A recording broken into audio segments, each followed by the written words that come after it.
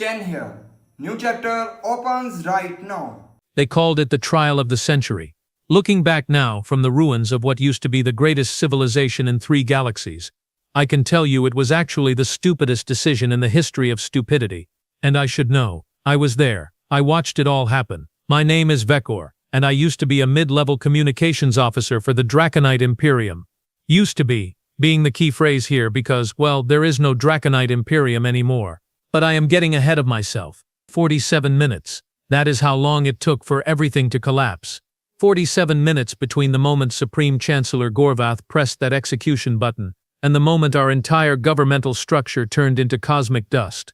You might be wondering how that is even possible. I wondered the same thing right up until I stopped wondering and started screaming. Let me take you back to the beginning. 3 months before the execution. The human girl's name was Emma Reeves, 22 years old, brown hair, green eyes, approximately 1.6 meters tall. Nothing special, right? Just another primitive from that backwater planet they call Earth. That is what we thought, anyway. That was our first mistake. Actually, no. Our first mistake was invading their planet, but the second mistake, that was definitely underestimating Emma Reeves. She was not a soldier. She was not a politician. She was, get this, a graduate student studying ancient history. Ancient history. The irony would be hilarious if it had not cost us everything. The invasion of Earth went exactly as planned. And by exactly as planned, I mean it was a complete disaster that we somehow managed to spin as a success.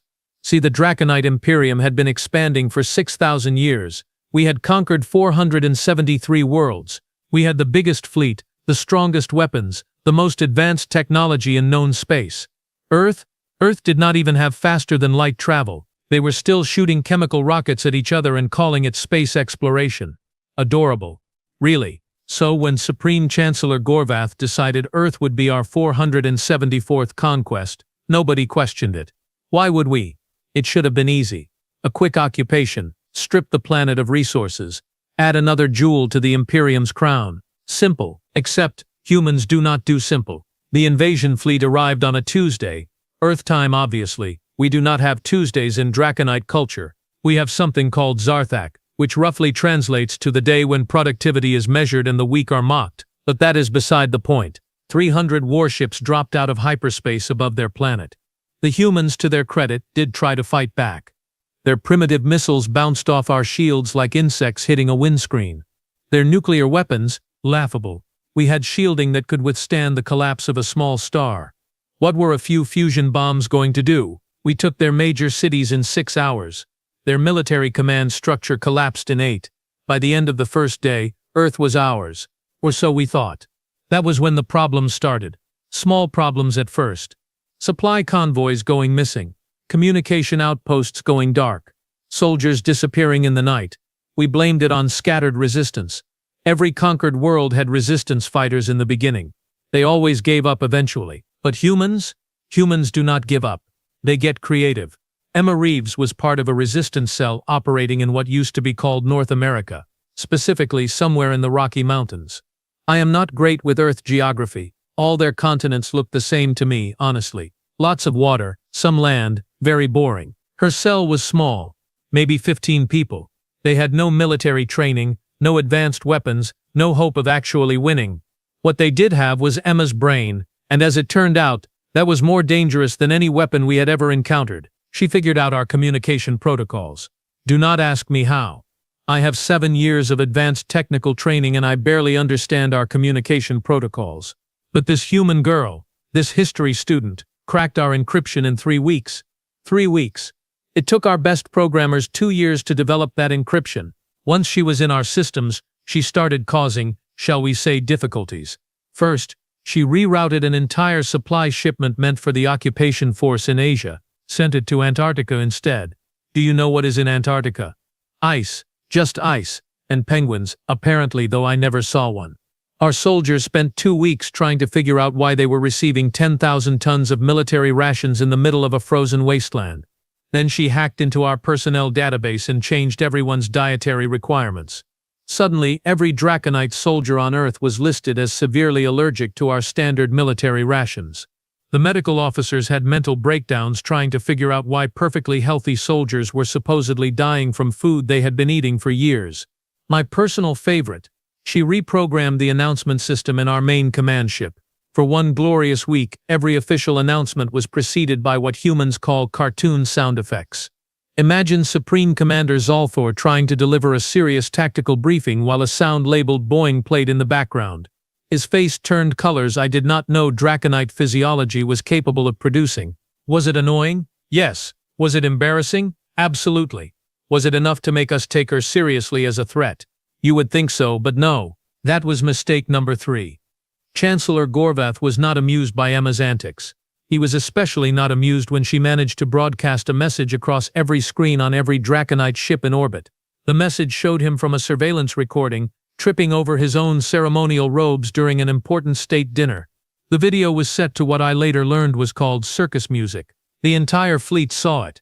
Millions of soldiers, officers, and officials watched their supreme leader faceplant into a table of exotic delicacies while festive music played. I will admit, I laughed. I should not have, but I did. That cost me 2 months' salary and a formal reprimand. But Gorvath did not laugh. He issued a decree. Find the human responsible. Find Emma Reeves. Bring her in alive. He wanted to make an example of her. A very public, very brutal example. It took 6 weeks to track her down. 6 weeks of our best intelligence officers. Our most advanced tracking technology. Our entire surveillance apparatus focused on finding one human girl in one mountain range. When they finally caught her, she was not hiding. She was sitting in what used to be a coffee shop, drinking something called a latte, reading a book on ancient Roman military tactics. The strike team reported that she did not even run. She just looked up, smiled, and said, "Took you long enough." That should have been a warning sign. That absolutely should have been a massive, glowing, impossible-to-ignore warning sign. But we ignored it anyway. They brought her to the Imperium's flagship, the Eternal Dominion. That was Gorvath's personal command ship. 60 kilometers long, armed with enough firepower to crack a planet in half, home to the most advanced technology in the galaxy. It was supposed to be impregnable, unsinkable, the ultimate symbol of Draconite power. Emma was placed in a maximum security cell. Energy fields, armed guards, surveillance systems monitoring her every breath. She could not even think without us knowing about it. Or again, so we thought. The trial was scheduled for 3 weeks later. Gorvath wanted time to build up the drama, to make sure every world in the Imperium would be watching when he executed this troublesome human. He had the propaganda department working overtime, crafting the narrative. This was not just about punishing one resistance fighter. This was about sending a message to Earth, to the galaxy, to anyone who dared challenge Draconite authority. Watch what happens to those who defy us. The promotional materials declared. Witness the price of rebellion. Billions tuned in. And I mean billions with a B. This was the most watched broadcast in Imperial history. Every planet, every station, every ship, everyone wanted to see the human who had humiliated the Supreme Chancellor get what was coming to her. The trial itself was a joke. They did not even pretend it was fair. Emma stood in an energy cage in the center of the Grand Chamber while Gorvath listed her crimes. Hacking Imperial systems, disrupting military operations, unauthorized broadcast of classified materials, insulting the dignity of the Supreme Chancellor. That last one was apparently a capital offense. Who knew? Emma did not defend herself. She just stood there, hands clasped behind her back, a slight smile on her face, like she knew something we did not. Spoiler alert, she did. The verdict was predetermined. Guilty on all counts. The sentence, public execution by molecular disintegration. It sounds worse than it is, honestly. It is actually quite quick. One moment you are there, the next moment you are not. Very efficient, very final. Gorvath gave a speech.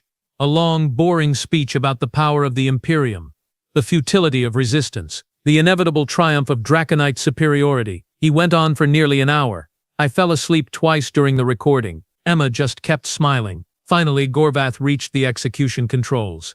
A simple interface, really. One button. Press it. And the molecular disintegrator activates. The prisoner ceases to exist on a fundamental level. Very dramatic. Very permanent. The camera focused on Emma. She looked directly into it. Directly at the billions watching across the galaxy. And she spoke her last words. "You know what is funny about history," she said, her voice calm, almost conversational. "It always repeats itself. Empires rise. Empires fall. Usually because they get arrogant. Usually because they forget that technology does not make you invincible. Usually because they underestimate the people they try to conquer. Gorvarth sneered. Any last prayers to your primitive gods, human? Emma's smile widened. I do not need prayers. I have something better.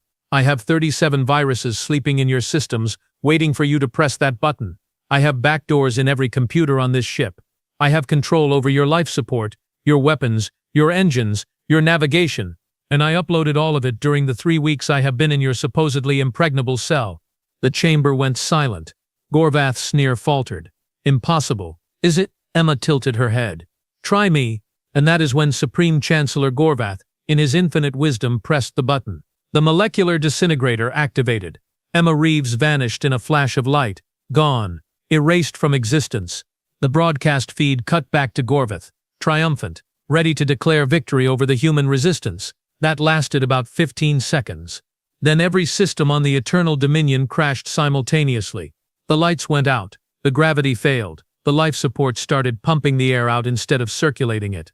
The weapons systems activated on their own, targeting other Imperial ships. The engines fired at maximum power while still in formation, sending the flagship careening into a cruiser. And the best part? The absolute beautiful, terrifying best part? Every screen on every ship, every station, every device across the entire Imperium displayed the same message, written in perfect Draconite script. You should have asked what I studied. It was not just ancient history. It was how empires fall. Enjoy the lesson. Signed, Emma Reeves. P.S. See you in 47 minutes. That was when the screaming started. 47 minutes. That is all the time it took for 6,000 years of Imperial dominance to turn into cosmic garbage. I know because I was counting every single second of it, mostly while trying not to die. Let me paint you a picture of what happens when every system on a 60-kilometer warship decides to have a catastrophic meltdown at exactly the same time. Actually, no, let me not paint that picture. Let me throw that picture at your face while screaming. The first 5 minutes were almost funny. Almost. If you have a very dark sense of humor and enjoy watching authority figures panic. Supreme Chancellor Gorvath, who moments earlier had been basking in the glow of executing a human girl on live broadcast, was now floating in zero gravity, flailing his arms like a distressed sea creature. The ceremonial robes he wore, which were supposed to make him look dignified and powerful, had wrapped around his head. He looked like an angry, screaming burrito. Fix it, he shrieked, his voice muffled by approximately 7 layers of expensive fabric. Fix everything, now. Our chief engineer, a brilliant woman named Kalara, was trying her best. And by trying her best I mean she was staring at her console with the expression of someone who had just realized they left the oven on back home. Except home was 400 light-years away, and the oven was currently every critical system on the flagship. Sir, she said, her voice remarkably calm considering the circumstances, we have a problem. I can see we have a problem. Gorvath had managed to unwrap his face. The humans' viruses, purge them, delete them, do whatever you have to do. Kalara's expression did not change. Sir, it is not that simple. These are not normal viruses. They are adaptive, self-modifying. Every time I try to isolate one, it splits into 3 more and hides in a different subsystem. It is like trying to catch smoke with your bare hands. Then try harder. Sir, whoever wrote this code was, well, she was an artist. A terrifying, brilliant artist who apparently decided that our entire operating system was her canvas. Kalara pulled up a diagnostic screen. Look at this. She has rewritten our core protocols. She has turned our security systems against themselves. She has created feedback loops in the navigation computer that are generating recursive errors faster than I can count them. And this right here? This is a subroutine that exists only to make our automated repair systems fix problems that do not exist while ignoring problems that do. I was listening to this conversation while wedged between a wall panel and a floating chair, trying desperately to reach my console. As the communications officer, I needed to send out a distress signal. Let the rest of the fleet know what was happening. Coordinate a response. I finally reached my station. I activated the emergency broadcast system. Nothing happened. I tried again. Still nothing. Then my screen flickered to life, and I saw her. Emma Reeves.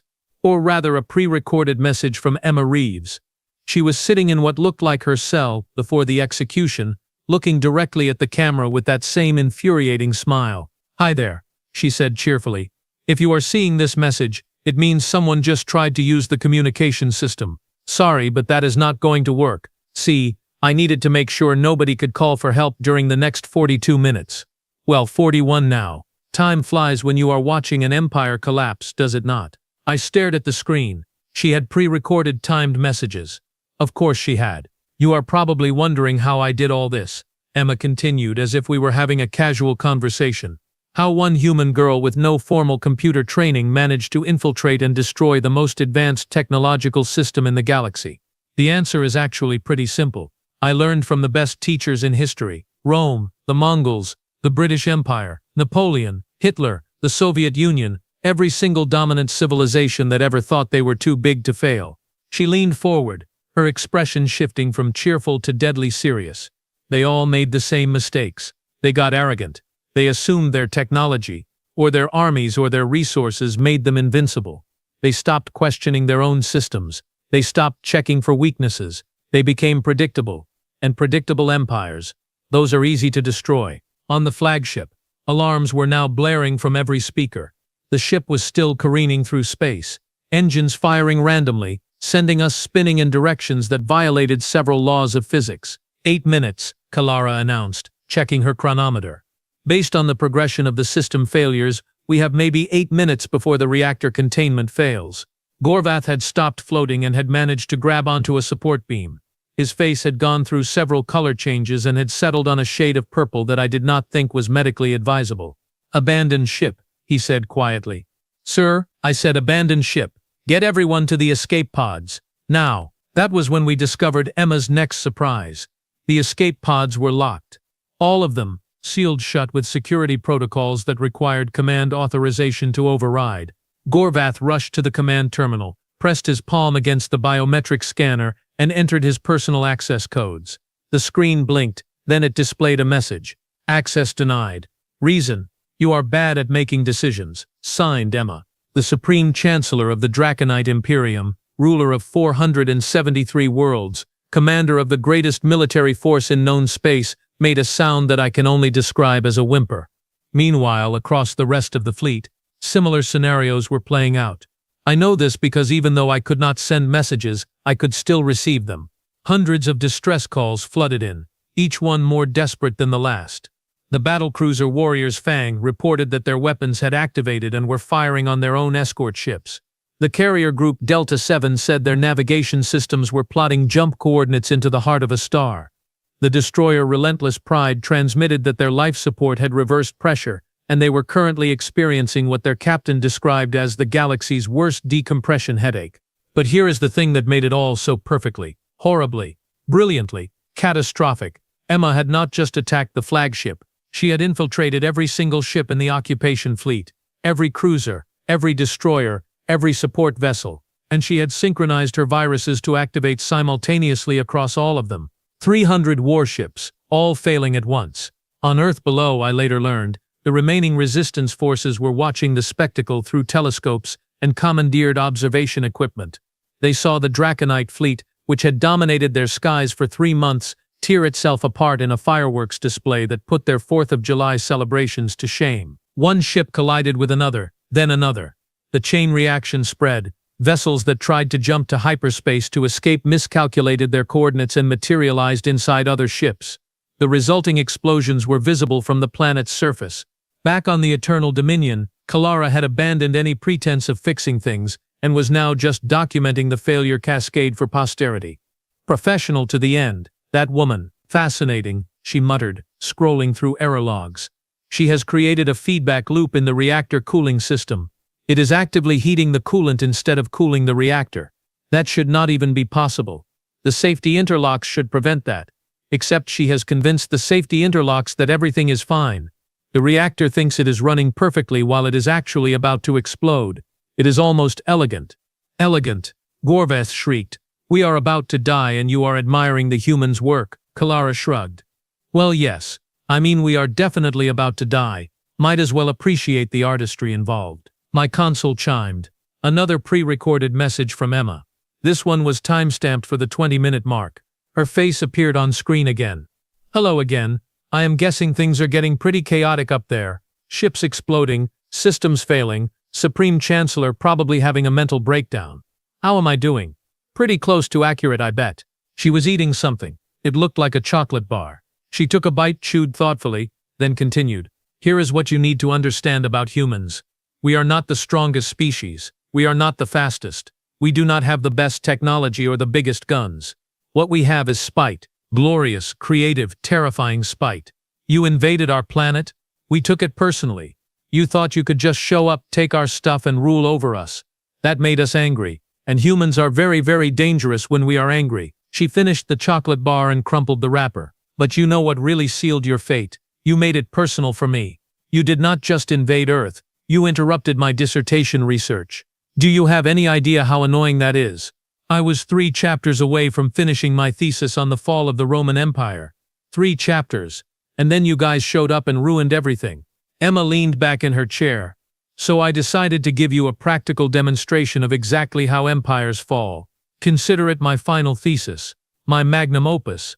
And hey, at least you will all die knowing you contributed to human academic research.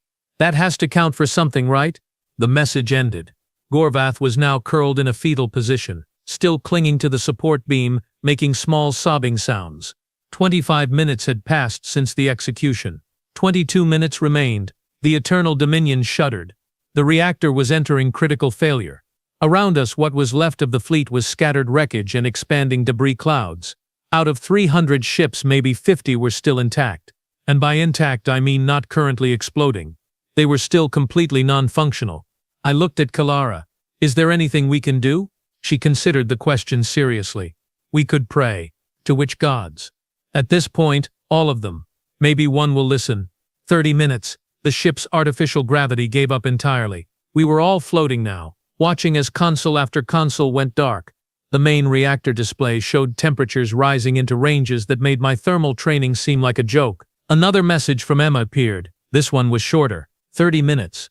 You know what I keep thinking about? The fact that you guys never even bothered to learn our history. You scanned our planet, saw we did not have faster-than-light drives, and assumed we were primitive, backward, easy prey. But if you had actually studied human history, you would have learned something important. You would have learned that humans have been fighting wars since before we invented agriculture. We have been outsmarting, outmaneuvering, and outlasting stronger opponents for 10,000 years. David versus Goliath is not just a story for us. It is a military doctrine. She smiled. See you on the other side. Or not. Honestly, I am not sure if Draconites have an afterlife. You guys never mentioned it in your cultural database, which I totally read, by the way. Cover to cover. Very informative. The section on your communication protocols was especially helpful. The display went dark. 35 minutes in, the first explosion rocked the ship. A secondary reactor somewhere in the aft section had breached containment. The blast tore through 17 decks. Atmosphere vented into space. The few automated systems still functioning tried to seal the breach, but Emma's viruses had other ideas. The emergency bulkheads opened instead of closing. Gorvath had stopped sobbing. He was just staring into space now, his eyes vacant, broken. The Supreme Chancellor of the greatest empire in the galaxy had mentally checked out. Kalara was still taking notes. You have to admire the precision, she said. Everything is failing in exactly the right sequence to maximize damage. It is not random, it is orchestrated, like a symphony of destruction. You are terrifying, I told her. Thank you. 40 minutes. 7 minutes left in Emma's countdown. The main reactor reached critical temperature. Every alarm system that still worked was screaming warnings. The heat was becoming noticeable even through the ship's failing environmental controls. I activated my personal log recorder. If I was going to die, I wanted someone someday to know what happened here. This is Communications Officer Vekor, aboard the Eternal Dominion, I said. For anyone who finds this recording, listen carefully. We underestimated humanity. We thought because they lacked our technology, they lacked our intelligence. We were wrong, catastrophically wrong.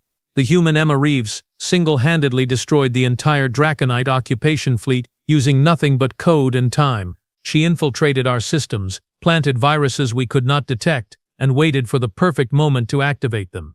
And she did all of this while imprisoned in our most secure facility. I paused, searching for the right words. If there are other civilizations out there, other empires thinking about invading Earth, hear this warning, do not. Whatever you think you will gain, whatever resources you think you will take, it is not worth it. Humans are not prey. They are predators wearing the disguise of civilization, and if you corner them, if you threaten their home, they will show you exactly what 10,000 years of warfare has taught them. 45 minutes, 2 minutes remaining. The Eternal Dominion was dying.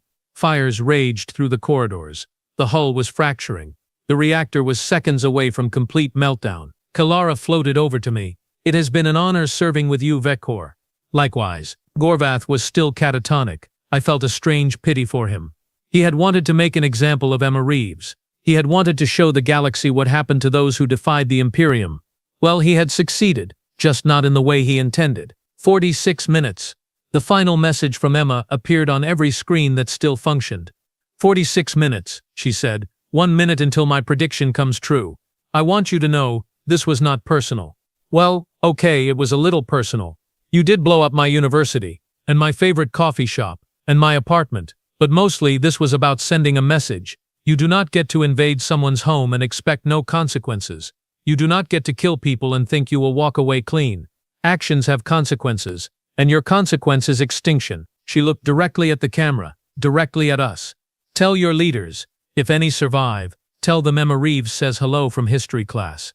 Tell them the lesson is over. Class dismissed. The screen went black. Then the main reactor exploded. The Eternal Dominion, flagship of the Draconite Imperium, pride of the fleet, technological marvel of the age, ceased to exist. One moment it was there, the next moment it was an expanding cloud of superheated plasma and debris. I should have died in that explosion. By all rights I should be atoms scattered across Earth's orbit.